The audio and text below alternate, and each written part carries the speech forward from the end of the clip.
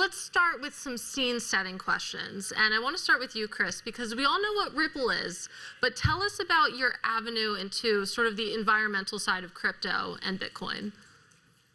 Yeah, well, again, thanks for having us. I actually spend most of my time now in climate change projects. That's my main job these days. So we just can't ignore what's going on in our own industry in crypto, and in particular with Bitcoin mining. It's a problem. The climate we're in crisis, and we've got to address it. And again, we hope we can get it to neutral, which is where most of the industry is today, carbon neutral, but maybe even get it to massively carbon negative. I think there's an opportunity that only Bitcoin has, and that's kind of exciting, but that will take a long time to get there, but that's the hope. And Brittany, when I go on Gryphon's website, I see ESG-driven mining. And to a pessimist, that might sound like an oxymoron, but I'm hoping you can just walk us through it. What is sort of the driving force behind Gryphon? Absolutely. When we started Gryphon in late 2020, we specifically were seeking to create the first ESG-fossil carbon negative miner. So our thought was that most people in the industry are still plugging into mixed grids or using fossil fuels, even if it's not the majority of their energy source. So what we wanted to do is focus on using 100% renewable sources and also nuclear energy to create Bitcoin. And then on top of that, investing into carbon sequestration, carbon removal, reforestation projects, instead of just traditional offset, so that we are making sure we're a positive impact for the industry and for the environment as well. And so when I was asked to do this panel, I was excited because on paper, Brittany and Chris, they're on two different sides of sort of the ideological spectrum here. So I want to ruffle some feathers. So Chris, I mean, in your ideal world, would you put Brittany out of business?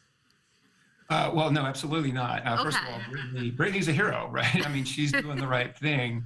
The problem is the code that is embedded in proof of work in Bitcoin doesn't incent the kind of behavior that Brittany is leading here. So it's too easy for other people to say, hey, look, it's just cheaper to find waste coal plants in Pennsylvania, which is happening, which is shocking. Or when fossil fuel prices, when that demand finally eases and the prices dip below renewables, look, the miners will go there. So the problem is in the code. We can't rely on the goodness of folks like Brittany, who are true leaders. But unfortunately, the code is what sets the incentive. We've got to change the incentive. So what does changing the code look like? What actually in practice would that look like?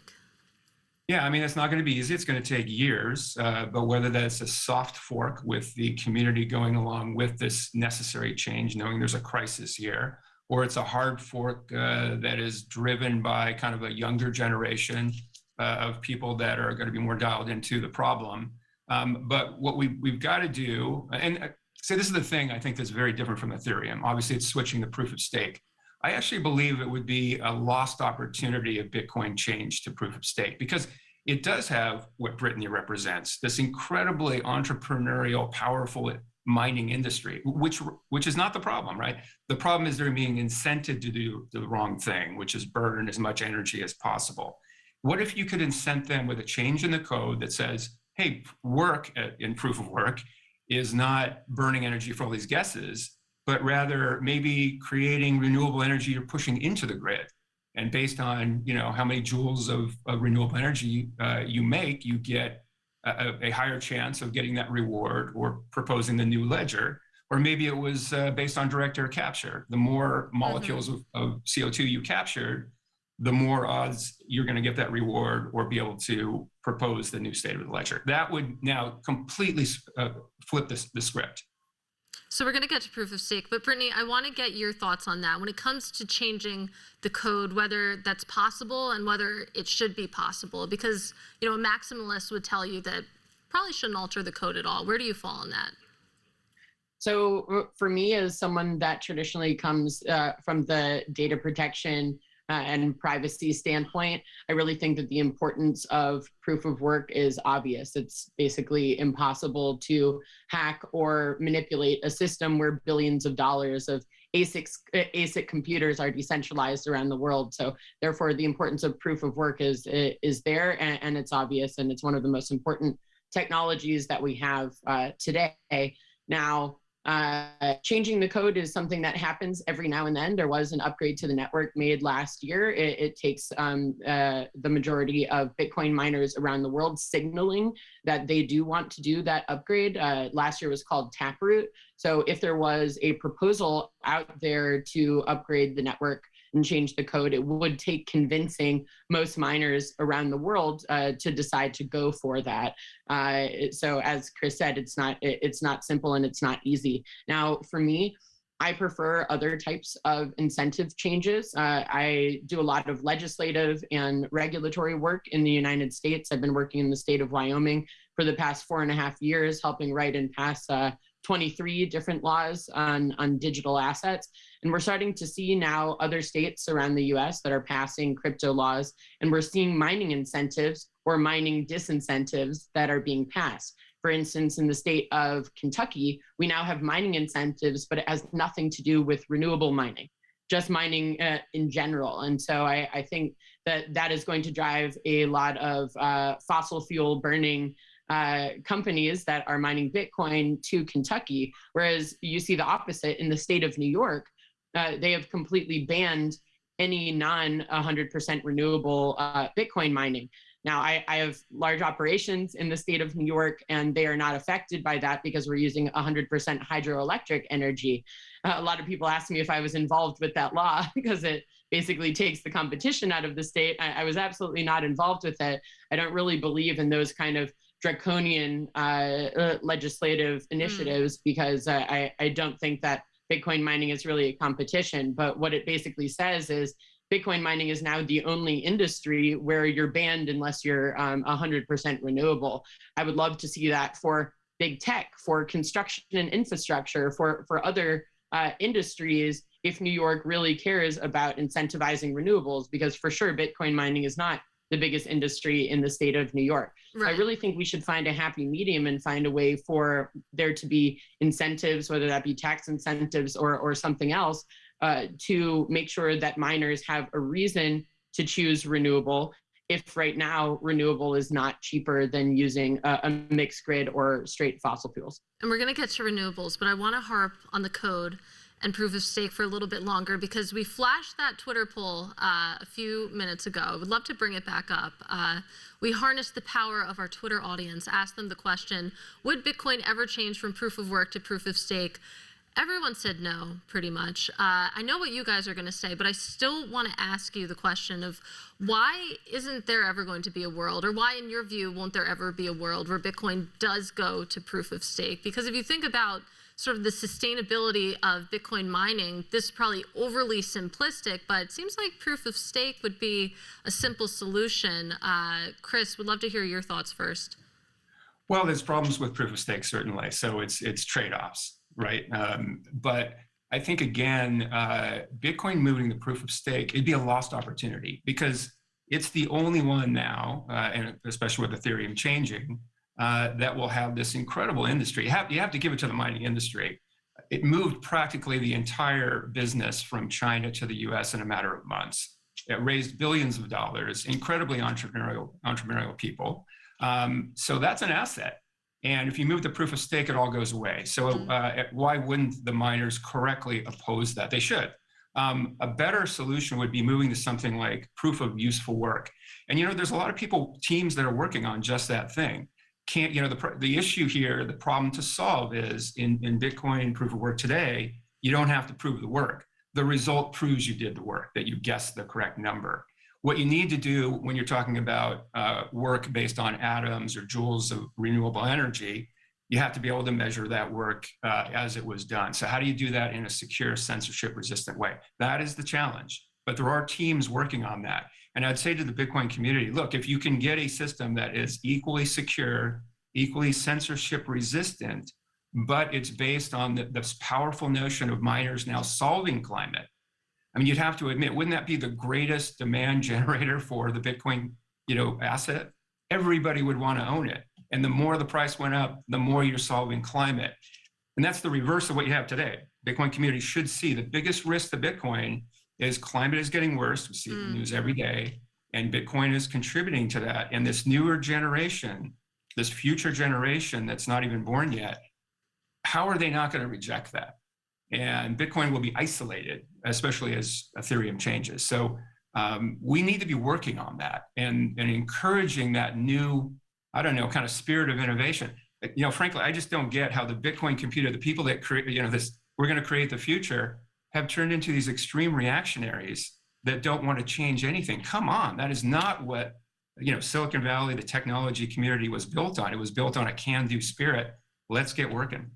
And to Chris's point on security, Brittany, I know that you have thoughts on that particular topic. Yeah, absolutely. Well, you know, in proof of stake, it's possible to spoof that you have stake, and therefore it makes the network more vulnerable. I don't believe that getting rid of proof of work is going to solve anything, which is why I think it's so important that we consider different proposals on the best way forward. And what Chris said is incredibly important, which is the mining community needs to start finding ways to prove that we are using renewables or nuclear, so green energy. In order to prove that, it's actually very technically complex. Over the past year, I've been working with a group called Energy Web. I think a lot of people have heard of them now. They were the founders of the Crypto Climate Accord, which allowed the entire crypto industry, not just Bitcoin mining, to sign on to certain decarbonization promises, both by 2030 and by 2040. And they have really organized a diplomatic group for us to engage in international climate change diplomacy, and that's been incredible. But on the technical level, we've been working with both Energy Web, you know, Zero Labs, Protocol Labs on different technical ways to prove that where your mining machines are plugged in, that it's using a particular energy mix and an energy source. And to be able to verify that, and therefore be able to prove that you are creating green digital assets. Now, there's a huge amount of steps to that. We don't have enough time today for me to go through everything that takes. We've got 12 minutes. But in the end, what it actually means is that you're able to trace the energy source through to the mining, through to the creation of the green digital asset or the green Bitcoins. And therefore that opens up those Bitcoins to ESG focused funds. It means organizations that are only interested in purchasing Bitcoins that have been created through green energy, that they can do that. And it also allows the industry to become more responsible, because now we've created an incentive structure where some of the biggest asset managers in the world that have a mandate to only be investing in ESG friendly assets, that they can now include the Bitcoins created by certain companies or by certain mining pools. And that will really change everything. So really the development of these technologies has been our focus over the past year. And Brittany, let's go back to renewables and sort of the power sources that you've been talking about, because I'd love to get specific and sort of name names here. I mean, what other uses of power are you looking into? So right now we're mainly using hydroelectric and nuclear just because of its reliability. Now we're also looking into large scale opportunities in solar and wind. But when you get to solar and wind, if you're going to solve for the latency, you're either going to end up using batteries, which normally end up being lithium, or you're going to have a type of green hydrogen or even a fossil fuel solution that is going to make up for when the sun isn't shining, when the wind isn't blowing. And so I think it's really important for us to recognize that if you are a company that relies on energy running 24/7, that solar and wind still have to have some kind of supplement. And we all know that lithium isn't good for the environment either. So retiring lithium batteries is not really the best answer. Neither is supplementing with fossil fuels or into a mixed grid. But I think a lot of companies that are investing in large scale solar and wind opportunities do see that as a much greener option than where their machines might be currently. And so I'm not knocking it whatsoever, but I do think that nuclear and hydro are really two of the best options for the industry right now. And that's why we're using so much hydro and nuclear energy in our Bitcoin production. So we've got less than 10 minutes left. I'm still trying to make you guys fight here. Chris, does renewable energy go far enough? No, and so I agree with half of what Brittany just said. Okay. Right, is let's come up with a proof of useful work that can measure work as defined by how much renewable energy you created, right? But again, if you could do that, then why not just make the whole system based on you created renewables, you didn't use renewables, right? The other thing, by the way, I just don't agree with at all is you can't have a green Bitcoin and a dirty Bitcoin, right? They have to be fungible. Those are two different coins. So you can't have a market like that. That would be a hard fork. But let's get back to the renewable thing. The reason we got into this whole campaign in the first place is because of that outrageous greenwashing report that Jack Dorsey and others put out about a year and a half ago, saying literally, quote unquote, that Bitcoin mining is the key to a renewable future. Like nobody in climate believes that. It's just utter hogwash, but it led to, I think, a lot of bad behavior, right? Justifying that somehow was a good thing. Look, we need renewables for everything else, right? And that was true a year and a half ago. It is, I mean, it's so starkly true today. We're not only in a climate crisis, we're in an energy crisis, right? You have China today saying, hey, we may have to start importing coal again because we're lacking energy. Bitcoin mining is not creating new renewables, it's getting in the way, right? And again, what's the purpose of these consensus mechanisms? It's to validate state in a secure, censorship-resistant way. That's the objective. And now make that as efficient as possible. This notion, again, that somehow the use of energy in Bitcoin is the feature, not a bug, it's just backwards. So we've got to fight that notion, and we've got to work on things that get to neutral. And again, I agree, proof of stake, I think is the wrong approach for Bitcoin. But proof of useful work, as Brittany was just talking about, if you can validate how much renewable energy you created as a miner, but instead of using it for guesses, push it to the grid and then just give those miners the number of guesses equal to the number of joules of renewable energy they created. Again, if you can validate that work, that's the key here, then do it that way, because now suddenly you're massively carbon negative, and it'd be the only coin that was like that. Bitcoin is the only coin. I know people have read Ministry of the Future, right? They talk about this mythical, carbon coin. Only Bitcoin has the shot to do that, but only if the people that are in the industry get out of their extreme reactionary posture of no, no, no, and get back to no.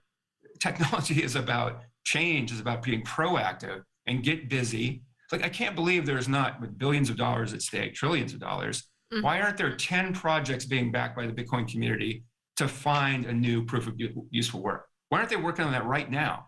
So they've got to get out of this posture. And part of the campaign is to inspire, look, if it's not the people in the industry, a new group of people around the world that are being impacted to get to work, come up with a better system, and make Bitcoin truly the game changer that it could be, but that it isn't today. Brittany, definitely want to give you a chance to respond. Of course. So for me, I really think that the way that I see the Bitcoin mining industry, and indeed plenty of other digital assets that are created out of the crypto industry, is that this is an incredible opportunity to fund the large-scale development of green energy resources.